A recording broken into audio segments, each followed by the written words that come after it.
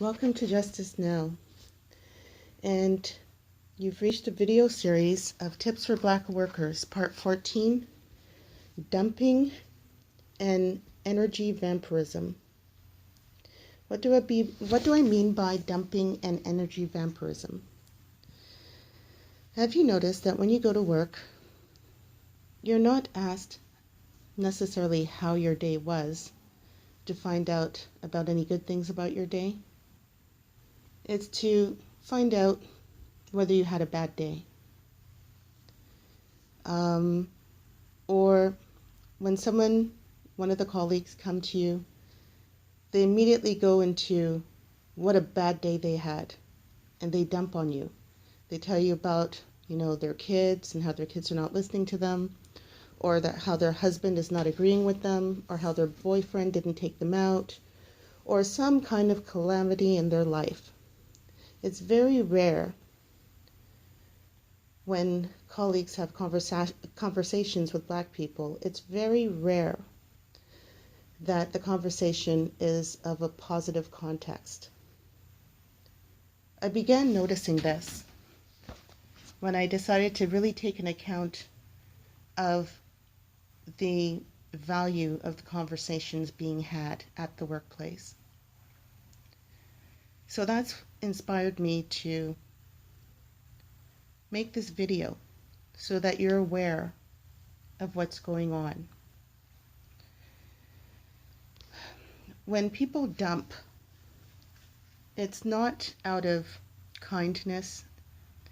It's not out of being nice. It's because they feel that they can just unload whatever negative frustrations onto you. That takes up your time, that takes up your energy.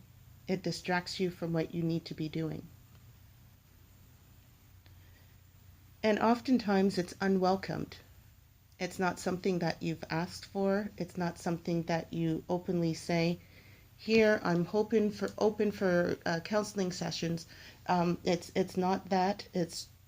There's just people that feel that they can come to you and dump their problems on you, as if you don't have your own problems to consider, such as how you're going to keep this job, how you're going to maintain the job, how you're going to ensure that you're able to feed your family, how are you going to ensure that you're being paid correctly. There's no concern over what your problems are. They just feel that they can dump on you. So here's an example. I had a situation, many situations, where I would go into work.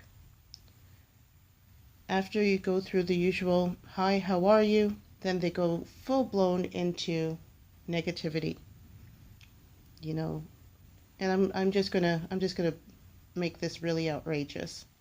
The cat's pregnant, and the husband is not, fulfilling their duties, and the child has ran away, or the child has, been hitting their siblings, and there's lots of bickering in the family.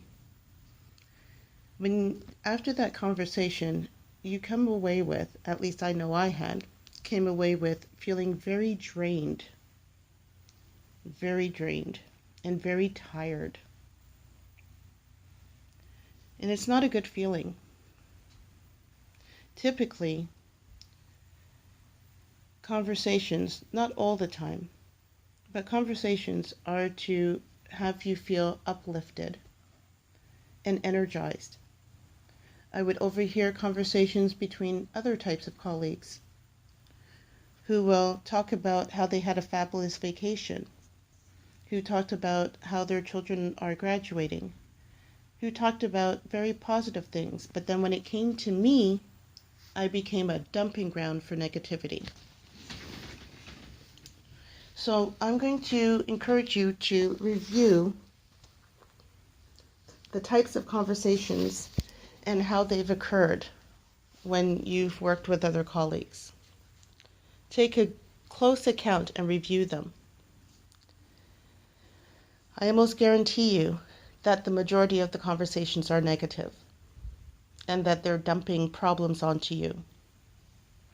as a way to distract you from your work.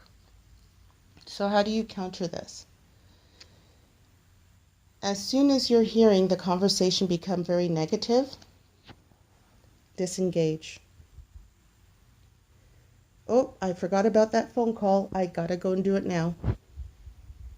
Or if you're in a workstation where you're not able to physically leave right away, check yourself out in your mind and replace it with positivity. Words are very important. They have an effect on the body. There's been studies that have been shown that when you have positive words, your body is healthier and it functions more effectively. Versus when you have negative words, you become sluggish, it gets a little harder to process the information, you get very tired, you get de-energized. So take an account of the types of conversations that occur at work. In addition, also observe and listen to how other conversations are being had. You may very well, like myself, notice that when certain people talk to each other, conversations are positive, but when they come to you, they come with negativity. And there seems to be this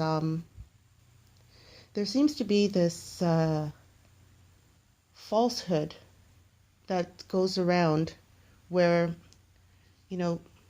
it's better to dump problems on Black people because Black people know the struggle. And because they know the struggle, it's safe to dump on them. No, that is not the case. That's abuse. That is really abuse. That's theft of energy. That's theft of time. When people come in to dump on you, they are stealing your time. They are stealing your energy. They are causing you to be de-energized and tired so that by the time you are finished your shift, and say it's an 8-hour or 12-hour, you feel like you've been working for 24 hours. So counter that by creating distractions. Hey, I got to make that phone call. Oh, I forgot to go and get this done. Oh, you know what? Nature calls. I got to go. Disengage, remove yourself from that situation any way you can. And recognize that as friendly and smiley as they are, they're coming with toxicity, they're coming with negativity. And your job at this point is to reduce as much negativity and toxicity from your life as possible.